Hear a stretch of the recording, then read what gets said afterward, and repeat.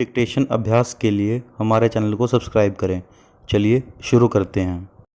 प्रतिलेखन संख्या 80 मानक रेडी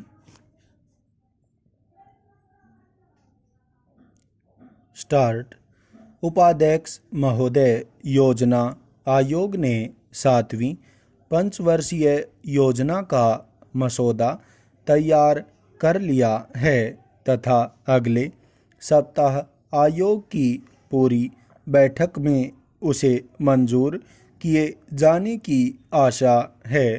पूर्णविराम प्रधानमंत्री इस बैठक की अध्यक्षता करेंगे। पूर्णविराम वर्तमान कार्यक्रम के अनुसार योजना को अंतिम रूप देने के लिए राष्ट्रीय विकास परिषद की बैठक अक्टूबर के अंत में बुलाने का प्रस्ताव है। पूर्णविराम आयोग के उपाध्यक्ष ने आश्वासन दिया है कि योजना के लिए वित्तीय साधनों की कमी नहीं होगी। पूर्णविराम इसके साथ साथ उन्होंने यह भी चेतावनी दी कि केंद्रीय तथा राज्य सरकारों और सरकारी उद्यमों को अतिरिक्त साधन जुटाने का अपना लक्ष्य पूरा करना होगा।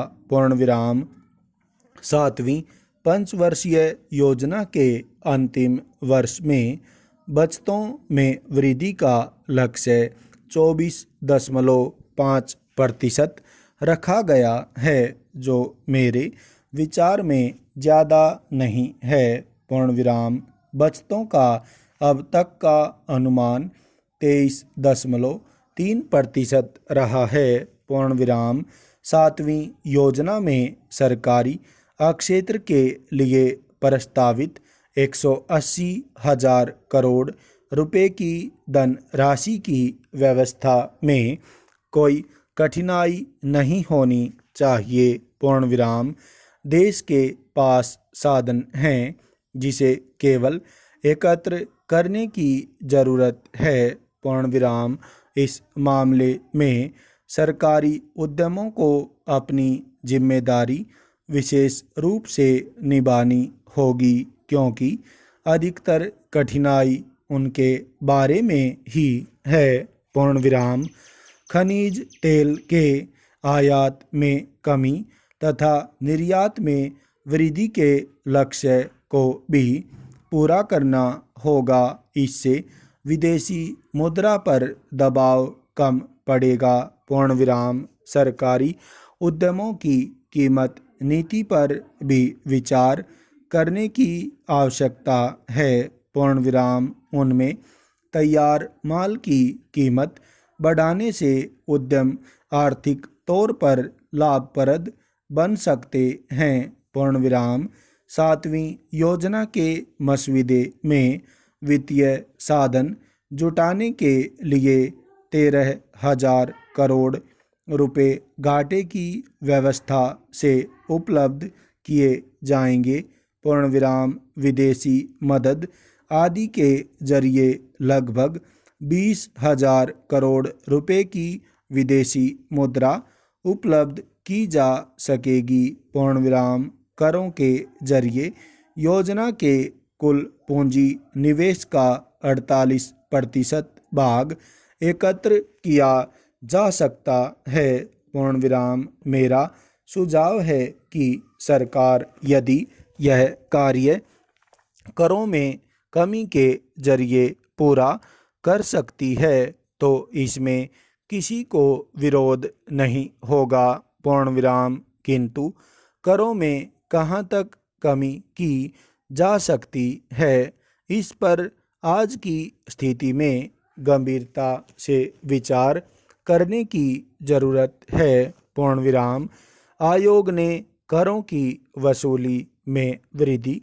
उत्पादकता में बढ़ोतरी, निर्यात में विस्तार, सरकारी उद्यमों के लिए एक तर्कसंगत कीमत नीति के निर्धारण, सरकारी खर्च पर कड़ा नियंत्रण, बचत को बढ़ावा तथा ग्रामीण क्षेत्र में साधन जुटाने की सलाह दी है। पूर्ण विराम। इन उपायों से वित्तीय साधनों की समस्या पूरी तरह से हल की जा सकती है। पूर्ण विराम। प्रधानमंत्री श्री राजीव गांधी की सलाह पर आयोग ने साधनों के बंटवारे पर गंभीरता से विचार किया है, किंतु उसमें ज़्यादा परिवर्तन संभव नहीं है। पूर्ण विराम। आयोग की अगली बैठक में संपूर्ण स्थिति प्रधानमंत्री के विचार के लिए पेश की जाएगी।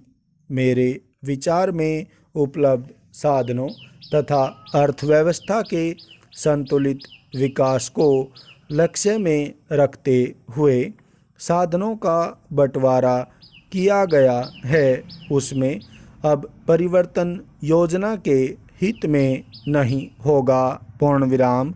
साधन सीमित हैं और मंत्रालयों की बढ़ती हुई मांग को पूरा करना कठिन है। पूर्ण विराम।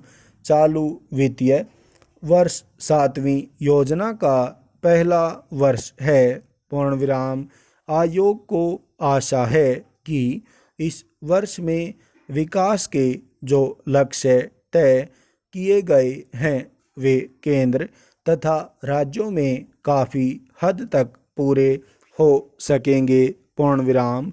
इस वर्ष योजना का आकार छोटा रखा गया है, किंतु 1986-87 की योजना बड़ी होगी। पूर्ण विराम।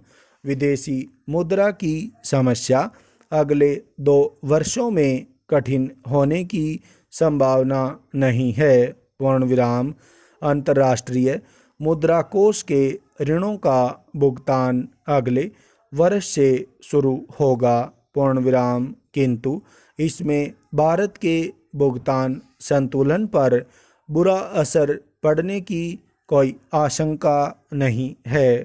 पूर्ण विराम। यदि निर्यात में अपेक्षित वृद्धि की जा सकी तो बाद के वर्षों में भी स्थिति नियंत्रित रहेगी। पूर्ण विराम। इसके साथ ही साथ यह भी जरूरी है कि देश में खनिज तेल का उत्पादन बढ़ाया जाए।